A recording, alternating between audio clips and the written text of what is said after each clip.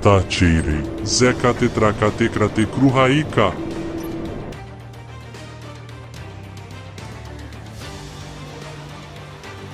Plasmod, Krate Koite Katrok Taka Ukatoka.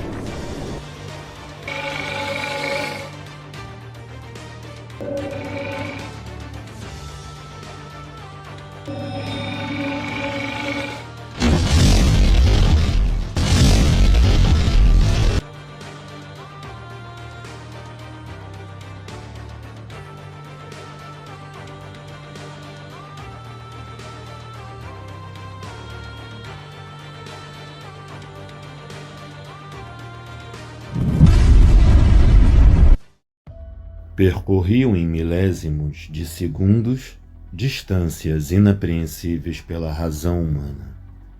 Foi assim que Plasmod, ao perder o controle de sua espaçonave, acabou sendo acidentalmente sugado pela gravidade do planeta Terra, vindo a colidir com o solo numa fazenda situada ao sul de Goiás. Seu Almeida, fazendeiro da região, estava no estábulo cuidando de uma égua prenha quando ouviu o som da explosão. Imediatamente, correu até o pátio em frente e viu o clarão à distância. Entrou em sua caminhonete e rumou em direção ao local do outro lado do pasto, um pouco próximo a um pequeno bosque. Seu relógio de pulso marcava 10 horas da noite. O céu estava nublado e escuro. Ao se aproximar do ponto de colisão, observou que havia uma cratera no chão de cerca de 10 metros de diâmetro. No início, pensou se tratar de um meteoro, mas, ao chegar mais perto, avistou um objeto oval, de aparência metálica e medindo algo entre 3 e 4 metros de comprimento, com a superfície lisa, parecendo ilesa, apesar do choque com o solo. A coisa reluzia como se estivesse incandescente. Seu Almeida teve medo de se aproximar. Correu até a caminhonete e retornou com a espingarda Papo Amarelo. Chegou até a borda da cratera e deu uma espiada na coisa. Nisso, um tipo de cúpula se abriu no topo e ele viu, com pavor, uma figura com uma cabeça enorme. Não pensou 2 vezes. Mandou bala. Só então teve coragem de descer a ribanceira da cratera e chegar mais perto. O ser cabeçudo tinha perdido parte da caixa craniana em consequência do tiro de calibre 12, mas era possível ver que se parecia com um ser humano, embora tivesse a cabeça bem maior, com a pele de aparência escamosa, meio prateada, meio cinza, como a de um peixe. A boca diminuta estava entreaberta, deixando sair um tipo de gosma cinzenta e espumosa. Os olhos enormes, pretos, mantinham-se arregalados, assustadores. Não parecia ter pálpebras, nem nariz, senão por 2 pequenos orifícios. Dava para ver os membros superiores, parecidos com braços de gente. Não teve coragem de tocar no ser. Voltou correndo até a caminhonete e retornou à casa da sede da fazenda, com os pisca-alertas ligados e buzinando sem parar. Ao estacionar em frente, já o aguardava um grupo de 6 pessoas, entre funcionários da fazenda e a esposa. Narrou rapidamente o que tinha acabado de presenciar, deu ordens para que um funcionário passasse rádio para o posto policial pedindo reforços e, juntamente com um grupo de capangas, todos armados, partiu novamente em direção ao local do acidente. Seu Almeida já se via sendo entrevistado em programas de TV, ganhando fama, que no final das contas ajudaria a impulsionar os negócios que não iam lá tão bem. Tinha uma égua prenha com a cria de um garanhão cujo aluguel lhe havia custado os olhos da cara. Apostara muito naquele investimento e agora corria o risco de perder tudo, mais a égua. Era a gravidez de risco e ele estava devendo dinheiro para o veterinário local. Uma coisa fantástica daquelas tinha tanto lugar no mundo onde cair: Rússia, Estados Unidos, México, Chile, mas não. Foi dar justamente em São Miguel do Araguaia. Era ou não um presente de Deus? Refletia. Almeida e seus asseclas achavam que estavam se deslocando rapidamente em seus veículos pesados e feitos de metal. Ignoravam que a distância dos arredores de Júpiter até o local do acidente foi percorrida por Thatchery num piscar de olhos. Viera resgatar o amigo. Ao se aproximar da nave acidentada, Thatchery percebeu que, apesar de sempre viajar na velocidade da luz, chegara tarde. Plasmoid estava morto, provavelmente assassinado por alguma criatura raivosa que estivesse demarcando o território. Sentiu ódio e teve ganas de destruir o planeta inteiro, mas então ponderou que, em nome das ambições que nutria junto ao Conselho da Galáxia onde habitava, não deveria chamar atenção nem dar motivos para admoestações. Assim, decidiu usar de um dos milhares de recursos tecnológicos disponíveis e desintegrar, num passe de mágica, a espaçonave e seu tripulante, deixando para trás apenas a cratera com o chão chamuscado.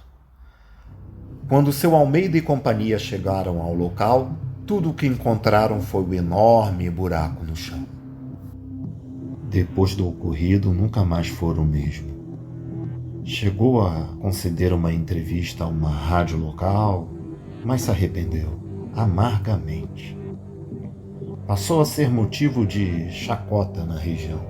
Até evitava ir até a cidade, onde gostava de frequentar a feira, rever amigos, tomar uma branquinha, jogar a conversa fora e dar uma circulada na praça depois da missa. Agora, onde ia, eram cochichos, olhares e risinhos de deboche. Passou a ficar horas sentado em uma cadeira de palha na varanda, com um olhar perdido de peixe morto em algum ponto distante no horizonte, entrecortado por vales e pequenos montes. Isolara-se.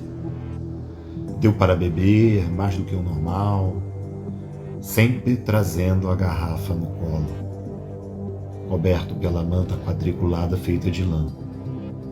A Papa Amarelo repousava ao lado da cadeira, ao alcance da mão. Os conflitos que passaram a habitar a mente do seu Almeida desde o dia do contato roubaram dele toda a paz. Os filhos e genros assumiram os negócios e a mulher não o olhava mais do mesmo jeito. No fundo, temia que alienígenas, amigos do cabeçudo que ele despachou com um tiro de escopeta, voltassem para se vingar. A história de sua família era atingida de sangue derramado em disputas de terra. Estava acostumado à violência, fazia parte de sua formação familiar. Por outro lado, sentia-se amargamente arrependido. Se aquela coisa do outro mundo havia sido um presente de Deus como chegara a imaginar, por que diabos foi dar um tiro na criatura? Poderia ter tentado ajudar, socorrido o ser que, afinal, se existia, devia ser também filho de Deus, ou não? Refletia, sacudindo a cabeça e dando de ombros em silêncio. Nesses momentos de devaneio, seus familiares e funcionários já sabiam que era inútil tentar iniciar algum tipo de comunicação com o patriarca. Houve uma noite em que seu Almeida, esquecido na cadeira de palha da varanda da casa, foi desperto por um tipo de zumbido. Já era quase madrugada. Era inverno e fazia frio. Todos já tinham se recolhido. Levantou-se da cadeira, tropeçando na garrafa de cachaça que repousava junto aos seus pés. Um gesto surpreendentemente ágil evitou que boa parte do precioso líquido se perdesse. Cobriu-se com a manta, apanhou a Papa Amarelo e, com a garrafa de pinga sob um dos braços, partiu em direção ao pasto. A cada passo, o ruído parecia ficar mais perceptível. Olhou para cima. O céu estava repleto de estrelas. Eram tantas e tantas que o oprimia. Pensava em quantos possíveis forasteiros invasores se escondiam no firmamento. A cabeça do seu Almeida funcionava dessa forma. A vida neste mundo se resumia a construir, multiplicar e proteger propriedades e bens. Caminhava na noite sem lua entre os vagalumes que embelezavam o pasto, e quando deu por si, estava parado, em pé, diante da cratera formada pelo fatídico incidente improvável que roubara para sempre sua paz de espírito, sua fé e certezas. Longe, muito longe dali, em distância, mas não em tempo, Thatcherey aguardava instruções em sua nave de patrulha. Não era mais um adolescente, mas um Grey de cerca de 2,20 metros de altura. Ingeria uma bebida inebriante e refletia sobre tempos idos. Então, lembrou de Plasmold. Um pensamento levou ao outro e, em pouco tempo, veio-lhe à mente a imagem do crânio esfacelado do amigo, parceiro nas disputas dos rachas pela galáxia. Sentiu um ódio imenso, como que irrompido de um ovo calcificado de tão antigo e surgido na forma de um dragão, sedento de vingança. Partiu para o planetinha de merda onde seu amigo havia sido covardemente assassinado. E foi uma velocidade inimaginável para padrões humanos. Era dotado de um sentido nato de geolocalização, como todos da sua espécie, aperfeiçoada e adaptada ao longo de milênios de gerações sem fim.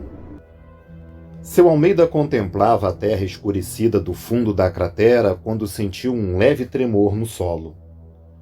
Um clarão e, do nada, surgiu um bólido, flutuando diante dos seus olhos a cerca de 2 metros do chão. Ele reconheceu o formato, mas não a coloração. Um tipo de disco, ovo dourado de cerca de 4 metros de comprimento, muito parecido com o que ele vira tempos atrás. Ele poderia ter gritado, corrido, apavorado, mas ficou onde estava. Ergueu o braço, tomou mais um gole da garrafa de pinga que atirou para um lado, e engatilhou a Papo Amarelo. Quando a cúpula se abriu, foi um clarão tão forte que Almeida ficou paralisado. Então viu um ser estender um dos braços em sua direção e foi só o que foi capaz de processar, pois, em uma fração de segundos, já não havia mais nada lá, nem bólido, nem ser do outro mundo, nem seu Almeida. Só restaram a garrafa de cachaça, que ainda ia pela metade, jazendo, incólume, na relva chamuscada.